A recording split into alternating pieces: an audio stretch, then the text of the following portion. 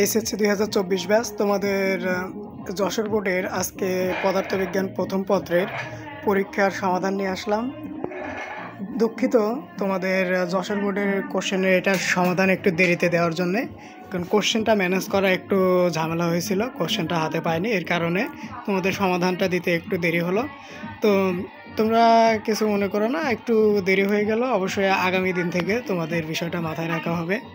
আসলে তোমাদের বোর্ডটা একটু খুঁজে পাওয়া ঝামেলা হয়, কোশ্চেনগুলো ম্যানেজ করা যায় না সহজে। তো এটা কিন্তু তোমাদের যশোর বোর্ডের গ সেটের কোশ্চেন, তোমরা একটু কাইন্ডলি মিলিয়ে নাও। আর কার কতগুলো সঠিক হয়েছে তোমরা একটু অবশ্যই কমেন্টে জানিয়ে দিবা, আর ভিডিওটাতে অবশ্যই একটু কিন্তু লাইক করে দিবা।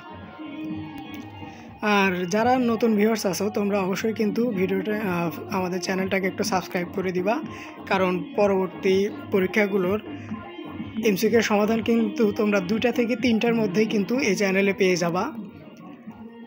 তো অবশ্যই কিন্তু তোমরা চ্যানেলটাকে সাবস্ক্রাইব করে রাখবা। আর আমি কিন্তু ভিডিওটা বেশি লং করতেছি না, তোমরা একটু ভিডিওটা পজ করে করে সমাধানগুলো মিলিয়ে নিও। আর এই যে আমি তোমাদের সাথে এত কথা বলছি, আসলে এত কথা এই জন্যই বলা যে তোমরা অনেকেই কিন্তু ভিডিও দেখো ঠিক আছে, কিন্তু লাইকও করো না, আবার চ্যানেলটাকেও সাবস্ক্রাইব করো না। ভাই, তোমাদের তো চ্যানেলে সাবস্ক্রাইব করতে কোনো টাকা পয়সা বা ধন সম্পদ কিছুই লাগে না, শুধুমাত্র একটু হাতের ক্লিকেই কিন্তু সাবস্ক্রাইব হয়ে যায়।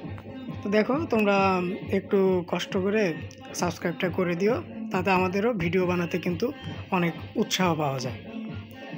তো তোমরা একটু পজ করে করে অ্যান্সারগুলো দেখে নিও। আমি এখানে একটু স্থির করে রাখছি, তোমরা পজ করে অ্যান্সারগুলো দেখে নিও।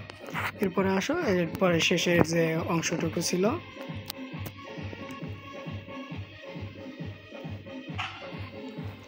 তো আজকে এই পর্যন্তই। দেখা হবে আগামী পরীক্ষার দিন। আর অবশ্যই তোমাদের কালকে বিকেলে তোমাদের জন্য সাজেশন দিব পদার্থবিজ্ঞান দ্বিতীয় পত্র, অবশ্যই কিন্তু চ্যানেলে এসে একটু ঘুরে যাবা।